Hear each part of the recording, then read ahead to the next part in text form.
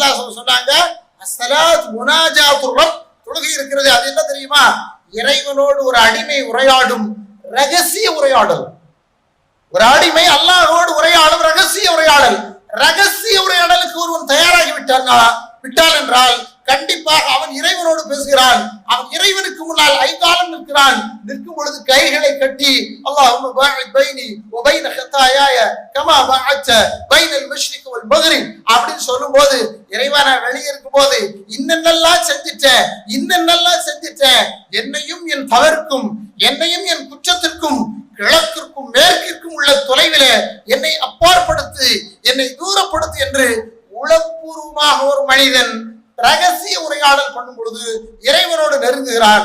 ஆனால் அவன் என்னதான் அப்படி உரையாடினாலும் நெருங்கினாலும் அவனுக்குள்ளே நம்மை யாரும் கண்காணிக்கிறார்களா இல்லையா என்ற அந்த இஹ்சான் என்ற ஈமான்